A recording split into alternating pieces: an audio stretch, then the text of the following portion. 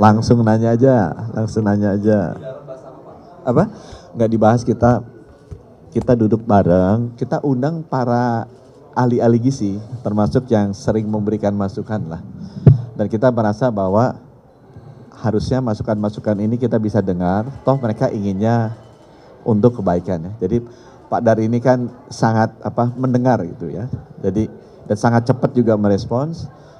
Akhirnya kita sudah menerima masukan dan beberapa nanti akan segera kita tindak lanjuti. Mungkin saya berikan kesempatan Pak Sudaryono untuk bisa menyampaikan lebih banyak lagi kesan-kesan beliau sesudah mendapatkan banyak masukan dari teman-teman Siapa Menteri? pengamat. Silakan Pak.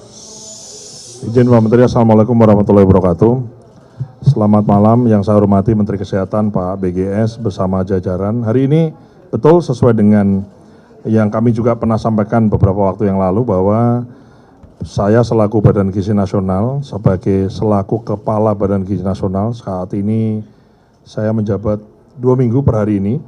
Sebagaimana juga yang kami pernah sampaikan sebelumnya, kami ingin lebih banyak mendapatkan input, masukan, dan juga melibatkan berkolaborasi dengan banyak pihak. Memang kita harus akui bahwa banyak sekali pihak yang memang concern dan sayang sama program MBG ini. Apakah itu misalnya saran masukan terkait tata kelolanya, terkait menunya, terkait sanitasinya, terkait keamanan pangannya, dan seterusnya. Tadi kami di dalam dipandu oleh Pak Menteri Kesehatan, Pak BGS, dengan pakar-pakar khususnya terkait gizi, ya, bagaimana MBG ini nanti outputnya bagaimana Pak Daryono, Pak Kepala, kemudian outcome-nya seperti apa, impact-nya bagaimana, dan seterusnya. Jadi kami pada prinsipnya sangat berterima kasih kepada Pak Menteri Kesehatan beserta jajaran dan juga para pakar ahli yang hari ini menyempatkan waktu untuk kemudian menerima kami bisa berdiskusi.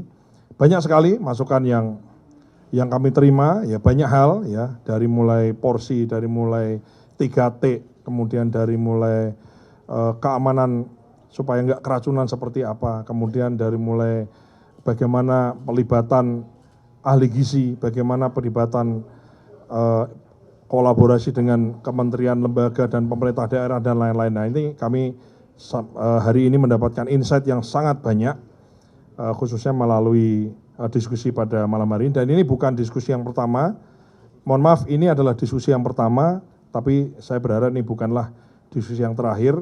Rencana kami akan membuat semacam grup diskusi, ya, kemudian kami bisa terus berdiskusinya itu enggak cuma sekali hari ini, tapi terus kemudian kita bisa mendapatkan input, outputnya perbaikan, dan kedepannya menjadi semakin lebih baik, prima, dan sesuai dengan apa yang kita inginkan. Saya kira itu sih sebetulnya sih yang kita bicarakan, dan saya sendiri sebagai Kepala Badan Gizi Nasional membuka diri untuk bisa mendapatkan inputan dari siapapun, ahli, termasuk juga saya rencana ada beberapa chef, ya, kemudian ada juga industri-industri catering lah misalnya gitu, bagaimana kita ingin banyak dapat insight gitu sehingga kita bisa melakukan perbaikan-perbaikan yang memang kita perlukan ke depannya. Itu kira-kira Pak Menkes izin. Ya, silakan. Ya. Perkenalkan, saya Dinda dari Tempo. Ya, tes. Mau tanya soal keracunan Pak, ini kan Ya. lagi banyak sekali ya kasusnya di Semarang, kemudian di Papua begitu ya. Ini kasusnya juga hampir 1.000 korban gitu diduganya. Ini bisa sekitar 1.000 orang gitu Pak korbannya. Ini bisa untuk dijawab sama sama Mas Dar atau Pak Budi gitu ya. Kenapa sanksi yang diberikan itu hanya sekedar menyetop SPPG atau memecat kepala SPPG gitu? Apakah tidak ada sanksi yang lebih tegas seperti misalnya dibawa ke ranah pidana gitu misalnya? Karena ini kan sangat miris gitu ya Pak, ini korbannya menyangkut nyawa orang lain, menyangkut nyawa anak gitu. Nah mungkin apa tanggapannya dari Bapak selaku Kepala BGN, terus juga mungkin perkembangannya soal SLHS Pak. Ini mungkin ada kaitannya gitu ya dengan kejadian keracunan yang terjadi di beberapa daerah. Itu perkembangannya seperti apa? Apakah selama ini SLHS itu berjalan dengan baik? Terus juga apakah ada pemantauan atau pengawasan selama ini begitu Pak? Mungkin sementara itu dulu, terima kasih. Saya jawab duluan ya. Jadi begitu itu ada keracunan, tim Kementerian Kesehatan sudah turun laporannya sudah ada, hasil labnya juga sudah ada. Jadi memang kita identifikasi ada beberapa makanan yang ada bakteri E. coli-nya. Bukan hanya semangka, tapi ada beberapa makanan lain. Dan kita juga sudah melihat masalahnya ada prosesnya di mana, dan kita sudah memberikan masukan ke BGN mengenai masalah-masalah yang terjadi di SPPG tersebut. Saya pribadi melihat sekarang Pak Sudaryono ini jauh sangat responsif, jauh sangat terbuka, sehingga kalau dapat masukan itu cepat sekali merespons. Ya. Memang kita juga tadi duduk bersama mengajak masukan dari para ahli, karena ini kan udah banyak SPPG-nya. Ada aja selalu kekurangan-kekurangan. Dari sisi LSHS, saya udah dapat komitmen dari beliau akan pastikan itu semuanya dapat dalam waktu yang relatif cepat ya. Tapi bagaimana caranya kita bisa mencegah supaya ini nggak terjadi lagi. Karena biar bagaimana kan kemungkinan terjadi itu ada. Dan beliau juga tadi menanya secara terbuka terhadap para ahli, ada saran-saran apa. Dari saya sekian, mungkin Pak Dar ada bisa tambah. Terkait SLAS, jadi sampai kita kasih batas waktu sampai dengan, memang ada beberapa dapur yang belum, sudah beroperasi tapi belum ada SLAS-nya. Kami berikan waktu untuk mengurus atau mengurus SLAS-nya sampai dengan tanggal 10. Dan SLAS ini bukan kok SLAS-nya baik, cukup atau enggak, ini antara 0 atau 1. You memenuhi persyaratan SLAS atau tidak. Kalau enggak, tutup permanen. Jadi memang kita tidak mentolerir dapur-dapur yang secara sanitasi dan higienisnya itu kemudian tidak memenuhi standar. Jadi ini kalau nanti kita kasih kesempatan ya, sampai dengan tanggal 10 ini sudah berjalan beberapa hari, sampai di tanggal 10, deadline begitu SLAS-nya tidak terpenuhi, ini SLAS bukan kok kemudian syarat administrasi, bukan, ini syarat mutlak. Ini antara 0 sama 1. Jadi kalau misalnya SLAS-nya enggak memenuhi persyaratan, itu 0. Dikali 0, semua dikali 0 jadi 0 gitu ya.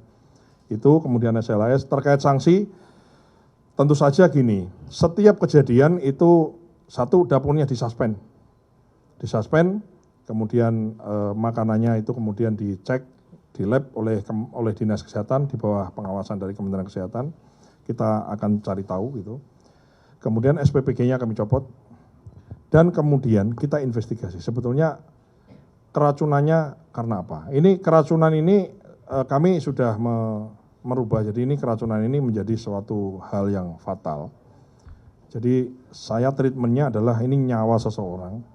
Ini kesehatan seseorang, ini adalah keamanan seseorang, keamanan seorang anak yang anak dari satu keluarga, yang adalah anak dari satu keluarga, anggota keluarga dari sebuah keluarga, yang harus kita jamin keamanan, kesehatan, dan nyawanya. Ini zero toleran sama keracunan ini, kita lagi cari, maksudnya so far sih sudah menurun, cuman kita ingin 0, nggak boleh lagi ada. Jadi bukan kok kemudian menurun kita berpuas hati, enggak. Target saya adalah gimana caranya, apapun caranya, bagaimana caranya itu kemudian 0 case keracunannya. Kami melihat beberapa sebab gitu ya, ini kita ngomong lebih umum gitu. Ada yang misalnya SOP-nya dia masaknya kecepatan. Kalau di Papua kita lihat dari log dapurnya itu kan kita ada sistem lognya, dia kapan persiapan, kapan nyacah, kapan apa, kapan dimasak itu ada. Jadi memang memulai masaknya kecepatan, kalau nggak salah jam 7 atau setengah 8 hari sebelumnya untuk diberi makan di hari berikutnya di jam 11. Jadi itu sudah melanggar, termasuk yang di Semarang juga sama, dia mulai masak jam 9 malam. Ini sekarang tinggal bagaimana, ini kan masalah kedisiplinan, ya kan. Nah ini kita lagi cari formula. Kalau memang ada unsur-unsur lain, ya misalnya ada unsur kesengajaan, sabotase dan lain-lain, kami tidak segan-segan untuk kemudian diperiksa oleh pihak kepolisian, memang kalau ada ya kita serahkan semua. Bukan kemudian kita tutup-tutupi atau kemudian kita bela-bela. Kalau salah ngapain dibela gitu. Ya, jadi cuman kan kita mesti juga ada azas praduga tak bersalah. Termasuk, mohon maaf, ada satu case keracunan itu karena makanannya dibawa pulang.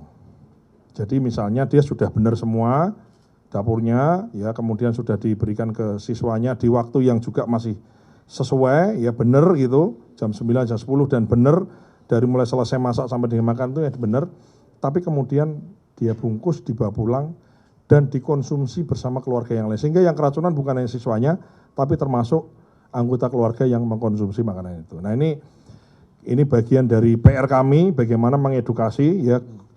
Jadi di sekolah itu sudah ada namanya PIC, yang sudah ada insentifnya. Jadi guru di sekolah itu tidak terganggu jam mengajarnya karena makan bergizi. Bahkan guru itu kemudian juga menjadi bagian dari penerima manfaat MBG, dalam tujuannya adalah untuk mengedukasi siswa-siswanya. Edukasi yang bagaimana? Edukasi terkait tata keramanya, mengantrinya, cuci tangannya, ya kemudian nyusun omprengnya, berdoanya, bersyukurnya dan lain-lain. Termasuk juga menjelaskan kandungan gizinya dan mencegah tadi itu. Jangan yang ini jangan dibawa pulang, yang ini gitu. Jadi kita ke depan ini kita berusaha untuk bagaimana fungsi-fungsi edukasi ini betul-betul secara konsekuen itu kita terapkan. Kalau kemarin-kemarin memang mungkin masih belum maksimal, yang berikutnya kita maksimalkan. Itu kira-kira jawaban saya. Satu lagi ini, gantian ya biar yang lain dapat ya kebagiannya. Selamat malam Pak, Ya. saya Ella dari Media Kontan. Izin bertanya, dari pertemuan sebelumnya kan pertemuan dengan ahli gizi ini salah satunya untuk memetakan perbaikan data penerima manfaat, salah satunya untuk yang data stunting itu ya Pak. Nah dari pertemuan ini udah ada perbaikan nggak sih Pak, dan kira-kira udah ada berapa data kedepannya yang akan menjadi penerima manfaat MBG ini? Terima kasih. Saya jawab sedikit ya. Jadi waktu pertama kali ketemu Pak Sudaryono, saya sampaikan nih, oh teman-teman ahli gizi ini concern mengenai stunting. Jadi saya kasih ke beliau tuh, WA ke beliau. Pak Dar, ini adalah list dari kabupaten kota yang stuntingnya tinggi. Dan tinggi sekali. Dan tinggi sekali. Dan silakan ya. Pak Dar teruskan. Karena langsung ditindaklanjuti sama beliau. Silakan. Jadi saya mendapatkan list ya. Ini kan memang yang data di Kementerian Kesehatan ini top luar biasa ya. Jadi CKG, cek kesehatan gratis, kemudian pelibatan mendata siapa stunting, di mana stunting itu ada semua. Termasuk anak sekolah itu misalnya dia bagian dari yang didata stunting atau tidak, dia itu kemudian dapat MBG atau tidak, ada datanya. Nah sehingga berdasarkan dari peta yang kemudian diberikan oleh Pak Menkes tadi, ya ada kabupaten kota yang stuntingnya tinggi dan tinggi sekali. Itu kemudian kami overlay dengan data kami, dapur yang, apakah di situ ada dapur? Kalau sudah ada, maka kita segera aktivasi. Jadi kami sudah ada datanya dari Pak Menkes, kami sudah ada data di dapur-dapur yang memang daerah itu dulu. Jadi dalam waktu-waktu minggu-minggu ini, hari-hari dan minggu ke depan ini kita fokus bagaimana pengaktifasi atau mengaktifkan dapur-dapur yang berada di wilayah yang kondisi stuntingnya tinggi dan tinggi sekali. Kalau belum ada dapur, kita kalau perlu kita khusus untuk membuat dapur di tempat-tempat itu.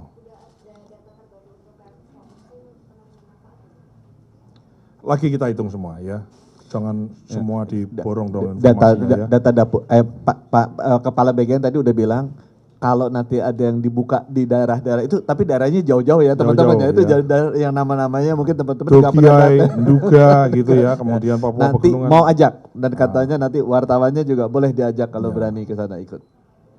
Ada lagi terakhir? Duh, banyak.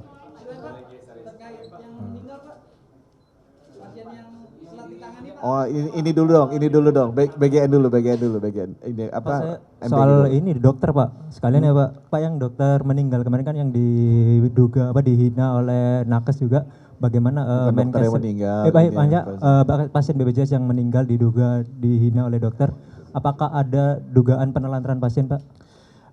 Ini sebenarnya topiknya di luar ya. Buat saya sebagai Menteri Kesehatan, tugas saya adalah dari Bapak Presiden menaikkan rata-rata angka harapan hidup rakyat Indonesia dari 72 ke 76. Jadi setiap ada yang meninggal itu hati saya sedih. Apalagi kalau meninggalnya muda. Saya merasa saya sebagai Menkes tuh gagal, kok teman-teman kita tuh ada yang meninggal muda. Jadi harusnya memang kita usahakan memberikan layanan terbaik lah agar mereka bisa usianya lanjut sampai ke 76. Kekurangan itu ada, itu yang harus kita perbaiki, baik di fasilitas kesehatannya, di alat-alat kesehatannya, maupun di SDM kesehatannya. Tolong bantu juga teman-teman untuk terus memberikan masukan agar itu kita bisa laksanakan. Udah ya, makasih. Jelajahi cara baru mendapatkan informasi Download Metro TV Extend sekarang.